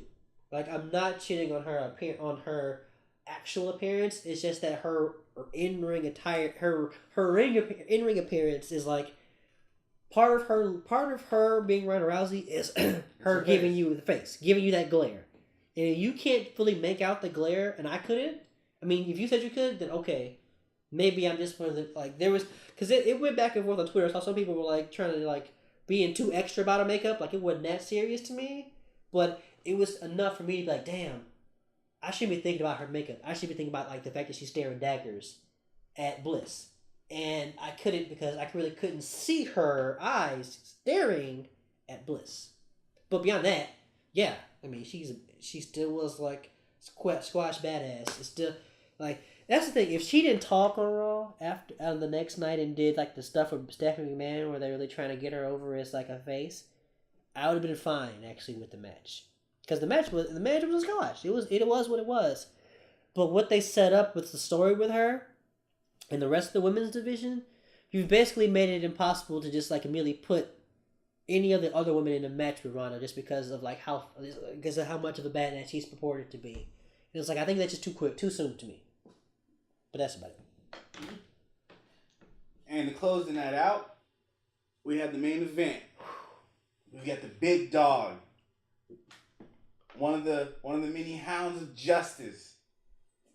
The yard Wink, wink. in which we all walk in. Roman Reigns, challenger against the fighting, reigning, defending. If you're gonna say defending, you have to put like long pauses to account for the time he didn't wrestle in between defending. Oh, I was imitating. I know, that's what I'm saying. I was making a joke about like him not wrestling ever. We don't have that kind of time. I know. Thank you.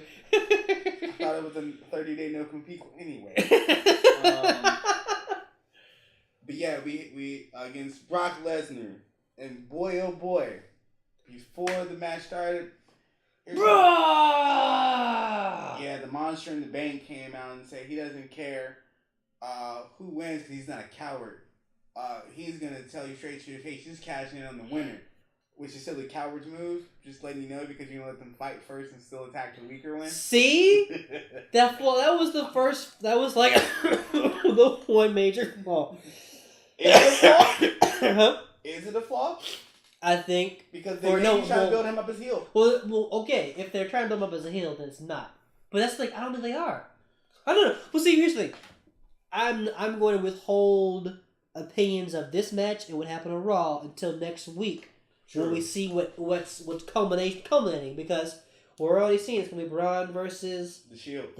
Yeah. But we don't know who where people stand and what's going on. So I'm not gonna. But this was still. I mean, you're right. It's still a coward move because, but they're gonna be tired. Yeah. So. But they did it in a way. Yeah. That plan didn't work at all. Mid match, Brock Lesnar gets thrown out the ring. And once he's getting up, he realizes that Strowman is still there, standing by him. He's like, "What are you doing?" So he takes his briefcase and first sequence out of order. Roman Reigns tried to dive bomb Brock, and he missed, and he hit Strowman first. And then Brock got up, beat the shit out of Roman, and then grabbed the briefcase. Beat the shit out of Braun with the briefcase, and then threw it and broke a light off the stage. Yes, and then what did Brock do to Braun after that? Which basically cemented that this was not going to be. Didn't he F5 him? Right after, yes. Yeah, and then he F5'd him. Yes, which was brilliant. This match. They fake people. Dude, okay. Tell me what you think of this. The best Brock Lesnar Roman Reigns matches have also included Seth Rollins and Braun Strowman. Oh, absolutely. I mean, 1, 2. Yeah. You pick. Right? You know what I'm saying? And that's... What does that say about not... Well, what does that say about Brock Lesnar and Roman Reigns? Does that kind of take away from their... That it says that their best rivals make them better. Okay, because I guess I was going in the opposite direction. I think, or at least for Brock Lesnar, I think the hype train still tries to put him on this pedestal that's way too high, because he doesn't care enough to be on that pedestal. Well, that's what I'm saying. Yeah, he doesn't care enough, but he doesn't have to, because him at his lowest is still better than anybody in WWE. Does that make sense? Like, I'm just saying, because Brock Lesnar doesn't have to try so hard. Yeah. That some of his matches come off as just him going through the motions. Yeah. And then when you have Roman Reigns, who's working incredibly hard in every single match he's doing, it brings down, like, because even the Dean Ambrose Brock Lesnar match, that should have been a fucking barn burner like match that we all remember. Yeah. That shit was the fucking shits, and not because of Dean Ambrose, one of the better workers to me. Ended up, like, people argue that supposedly it wasn't like. Okay, I mean, yeah, we can get into that. Wrestle. Yeah, we can get it, but once again, that's Brock Lesnar wanting to, like, really take the time. Yeah. To be a part of the match. Whereas you get Seth Rollins involved in the WrestleMania match, and then shit goes to $1 million, and Don't then forget the triple threat match at Royal Rumble. Well, that's right. Earlier that year. Yeah, but like Kane was an afterthought, and honestly, it was Kane. Are we talking about the triple threat match between Braun, Brock, and Kane? No, Braun. No, the triple threat match at 2015. Oh, I'm sorry. Brock I thought Lesnar, John Cena, and Seth Rollins. Okay, I was not thinking about that one. Oh no, fuck that match. Yeah. Okay. Braun Strowman, that was a good one though. Yeah, I mean, it's fascinating because imagine if Brock Lesnar truly cared about wrestling. Oh, he would have never left. Oh my gosh. Yeah, he would never left, and also he'd probably still like There'd have be no like John Cena. honestly, he probably would have broken Bruno Sammartino's record for consecutive days holding the WWF Championship. And he probably would have defended it at least once a month. Probably, I can see that as a heel too. Yeah, absolutely. Like, oh yeah, with Paul Heyman still. Oh yeah, no doubt. But what? So I saw you grade on Twitter. You gave this a solid B or an A? I gave it an A. You gave it an A. I gave it an A. I gave it. If I have to grade it, I would give it a B, B plus. The pre-show was all right. Just the pacing of the show, in general, is why I'm gonna give it a high grade because nothing dragged, no match dragged. Squashes happened where they needed to happen. Like, I think the problem with a past problem with WWE is that they try to really squeeze everything in 3 hours. Yeah. And so these matches just running too long. It's okay to have a squash on pay-per-view. Yeah. As long as it tells a story and sets up something else, cool. Which is, for me, why I gave it the A, because there were no pointless matches on this particular card, because again, on like you were stating earlier, on larger cards they usually put just nothing matches yes on there. And it throws off the pacing, but because they're no stakes, nothing to really get you invested. Yeah, just two randos. Yeah. Yep. But now, not for this one. Everything had a story, whether it was concluding, just starting, or in the middle, and it all added up. Everything went a direction. Nothing was left up in the air. You knew what. Yeah, you were ready for Raw and SmackDown. Yes, and they did not disappoint. No, they did not. We got a lot of good stuff on Raw. So A's and B's for SummerSlam from us. Looking forward to what they're doing with Raw and SmackDown. We got the Shield back. Yep. They powerbomb Strowman through a table. Whoa. Yep. We got. So basically, the Shield literally have IC in the world title on the Universal title on Raw. Yeah. Wow. Who saw that coming? Who saw that coming? I think I wrote on Twitter, "Congratulations WWE, you left me speechless for the first time in a long effing time." Like, I was legit stunned. Because I kept wanting to play Overwatch that day, and I couldn't turn away. Like, I couldn't, because usually I would watch Raw on my iPad, and leave the TV on to play some Overwatch. Overwatch did not happen that night. I didn't play Overwatch at all. There was no comp. I was I was invested in a Raw. John, 2018, I would actually say, dude, you had a solid Raw, and the good thing is, I appreciate you not watching, because I can say to you, yeah, this was a good Raw, but I don't think it's time for you to come back and start watching. Until I read something that's like, holy cow, exactly. No doubt, yeah, because like I told you, this is the first time in a while I have been left completely stunned, aghast. I was kind of like, oh, I know that music. What's happening here? Sierra. Yeah, it was like, Echo. Oh my gosh. Okay. Lambda. Yeah, Delta, see? Shield. I was like, I wrote in my notes, I don't know this fucking lingo. I could never remember it. But dude, yes. And then I've been battling some really shitty allergies, so I slept through all of SmackDown. But thanks to all my wonderful friends who tweeted me and texting me shit that happened on SmackDown, I know who won. I know what's going on with stories. And Becky Lynch talking that noise, ready to go at Charlotte. New Day winning the titles. There's some build. The stuff with AJ and Samoa Joe, there's still some build. So there was no wasted breath on either show. Hey John, we're going to go through an episode and not talk about a takeover eclipsing a show, a WWE show. I mean, we can. Honestly, we can. We really but can. Yeah, we really can. We don't need to. Like, we don't need, we really SummerSlam was SummerSlam, really, yeah. I watched TakeOver after SummerSlam this year. And it's actually so much better that way. It's so much better that way. It's so much better that way. Dude. Like, you can't, by the time SummerSlam ends, TakeOver is a completely different show. Completely different. I'm gonna try that. I'm gonna try to do that next week. Okay. You can't even compare. It's like it's trying to compare like New Japan's WWE or Ring of Honor WWE. They're wrestling, sure, but it's different. It's different. I say TakeOver delivered again, but I think for the first time in a long time, the A show made itself look like the A show. And TakeOver was really fucking good. But we don't have to tell y'all that because we got anything else for the show? I think are we no, we've KT's gonna go to All In. Yes, All In is next week. This coming week, next weekend. I will post all pictures on the 3 Count Nation Twitter page from just being at the show and being pre-show stuff. So I'll try to make sure if you can't make it to All In, I'll try to make it seem like you're there. Yeah. Follow us at Nation Count. It'll be in the description below. I've got an episode that I'll be working on talking about Seth Rollins and his journey.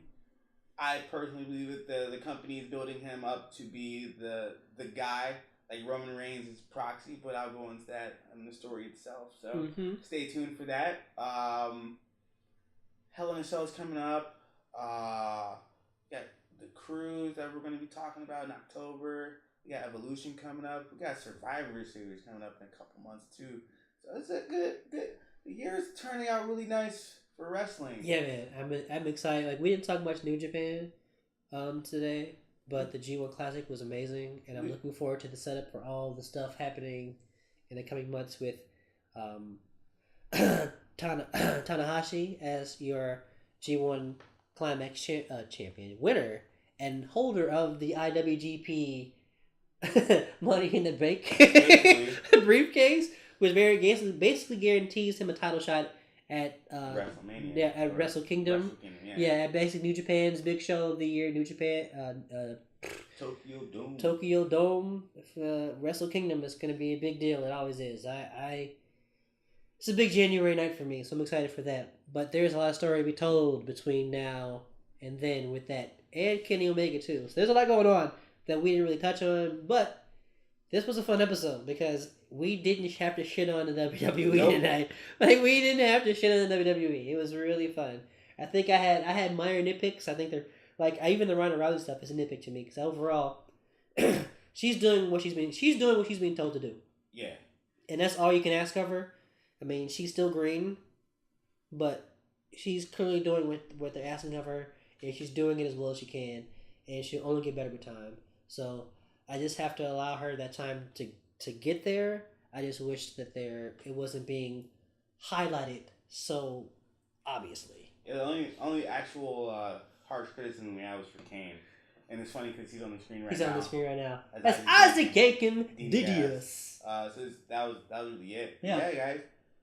It was a great one. SummerSlam was really good. Hottest event of the summer paid off. I was in my fan. I was cool, but my screen almost blew up because of how hot SummerSlam was. No lie. You trying to get an ad job with WWE right there? Hire me. But no, honestly, yeah, It was a good SummerSlam. It was a good SummerSlam. Yes. Yeah. Any final words? No. Follow me on Twitter at Dr. The Kenye, but that's probably gonna change. I'm retiring the old Twitter handle and trying to get a new one. It's probably gonna be more wrestling related. No more Doctor Who, Kanye West references in my name. I mean, like y'all can follow me. I'm at the Nerd Hero. Yeah, I think that's one of the cooler Twitter names on the Twitter sphere. I like that. It's very simple but like succinct and dope. I'm looking forward to the next episode. We'll have that after Labor Day then, basically? Yeah, we'll have something after Labor Day. Yeah. We'll figure out which one we want to do first, whether it's your All In or my Raw Report. Exactly. So follow us at 3 Count Nation Count. At Nation Count. I would say 3 Count Nation as the title, but at Nation Count on Twitter for your host. I am the Jonald Penn. And I am the KT. And we are out. 3 Count Nation. Peace. Later.